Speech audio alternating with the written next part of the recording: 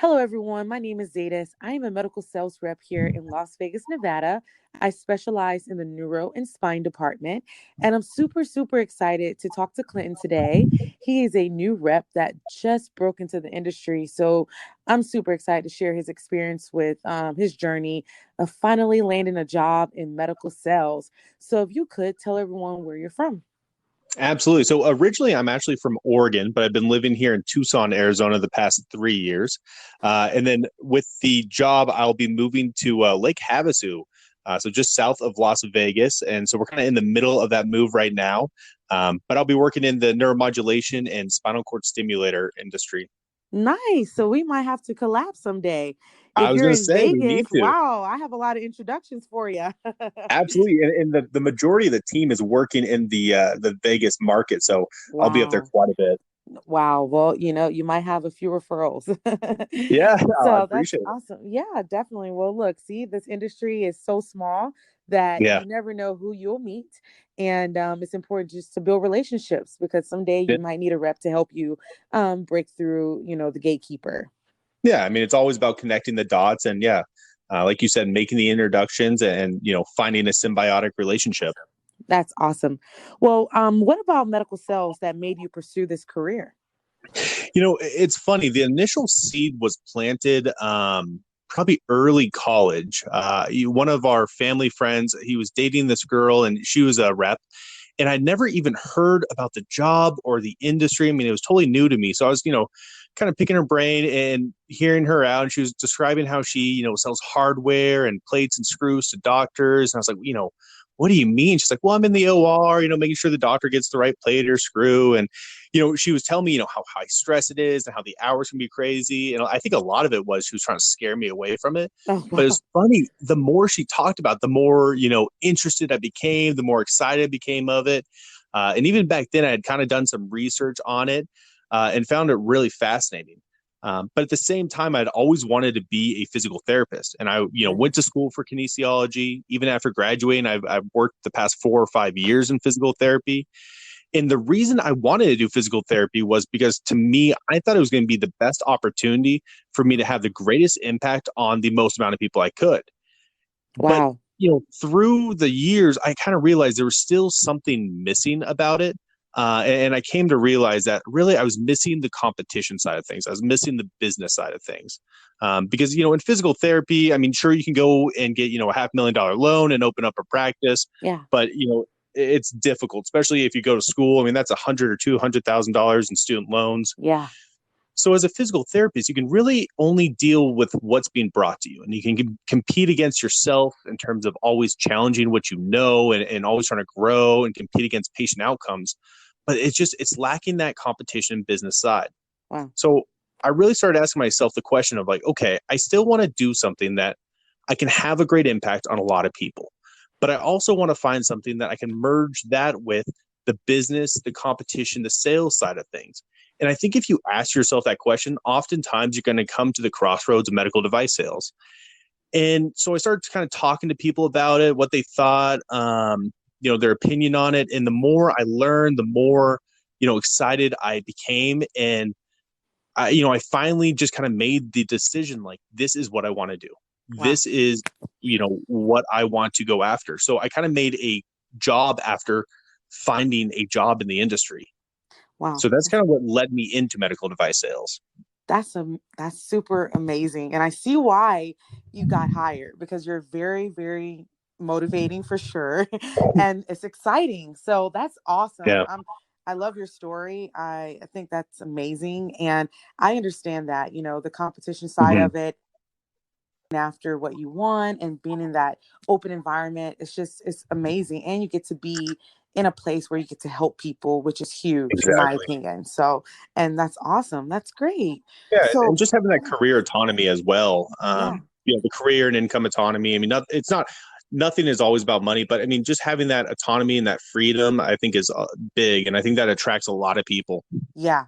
And the good thing is you get paid for how hard you work. Sure, So exactly. Eat what you kill.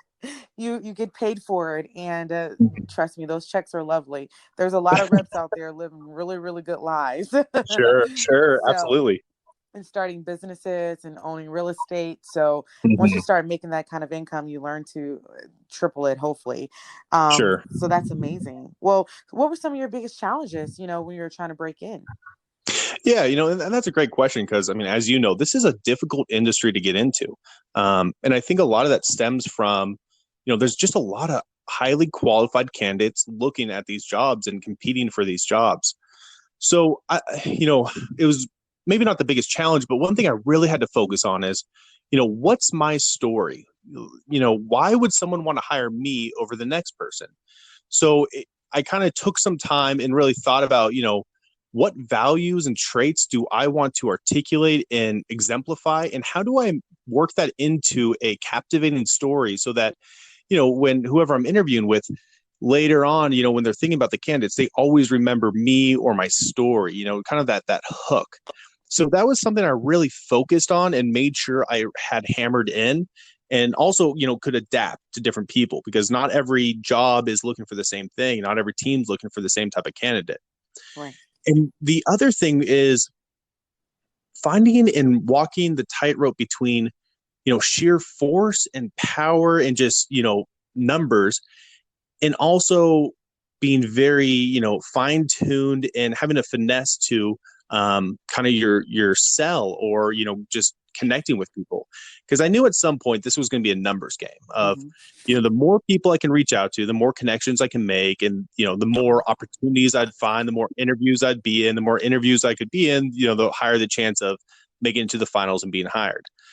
But there's, at the same time, you only get one chance at a first impression. Right. So if you're reaching out to people on LinkedIn and you're just throwing out these generic kind of half baked, deals at them, a lot of times they're not going to respond.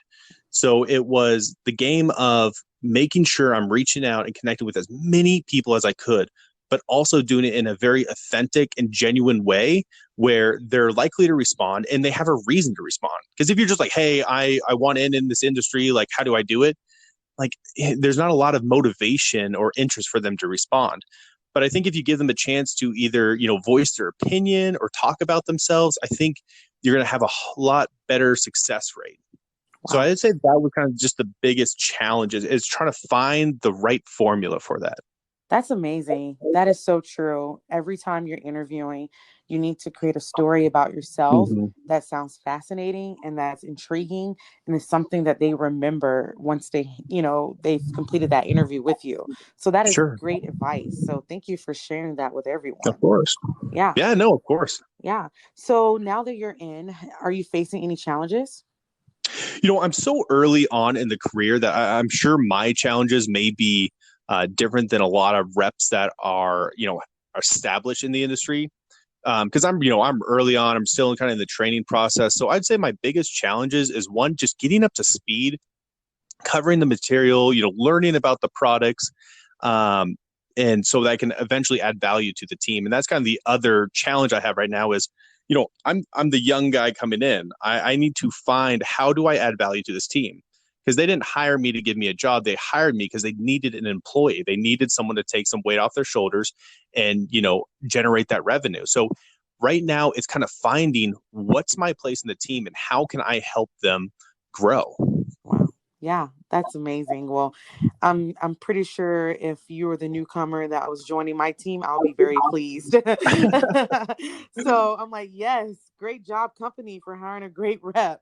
So that's really good. Awesome. So you sound, very motivating, and you're definitely inspiring for sure. So what is your biggest motivation? What, helps you go every day? Yeah, that's a great question. I think that's, no matter what you're doing or what, career you're following, I think it's important for everyone to ask themselves that. And, it goes back to that old TED talk that I think a lot of people saw of, like, what's your why? Like, why do you do things? And for me, a lot of it stems, and this may sound kind of goofy, but from regret.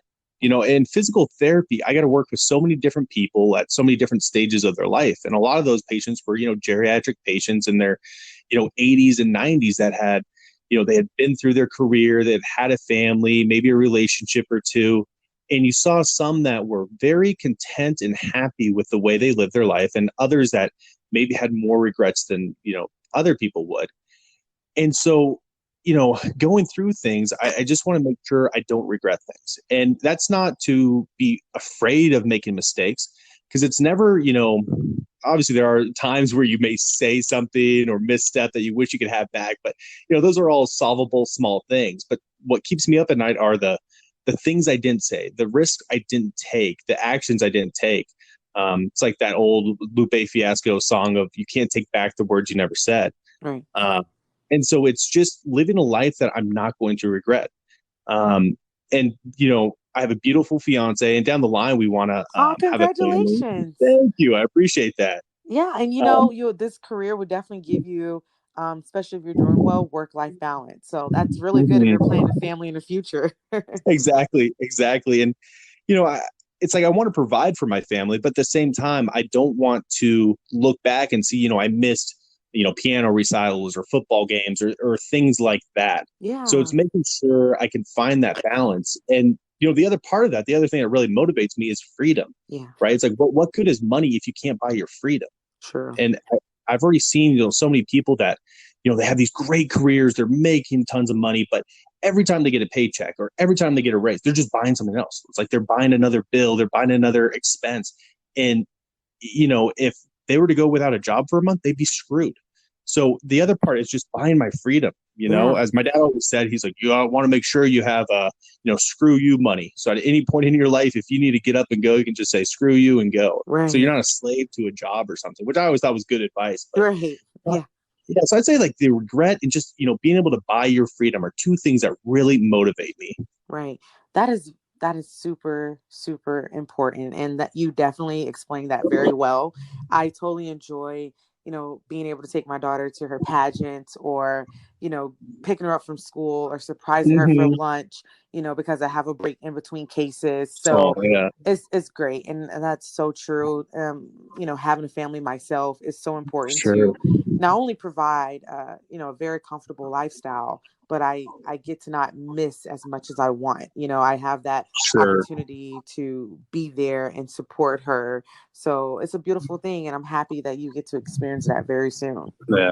No, that is great. How old's your daughter? She's 4. Oh, that's great. Yeah, she's 4. She just turned 4 March the 15th. So, That's my birthday. oh my god. Yeah, it's in March. Wow. I got a birthday twin. Wow, that's amazing. Yeah, and I'm March 1st. So, it's a lot of Oh, Pisces very cool. around here. Yeah, yeah, seriously. That's amazing. Well, there you go. Like minds attract. Hmm. That's And is that your awesome. only child, or do you have others? Yes, my only child. I'm definitely planning in the future, but I Nice. just remember, going through the labor. I'm like, never mind, I'm good. Sure. Yeah, yeah, exactly. Yeah, that I'm makes like, sense. I'm good, I'm good.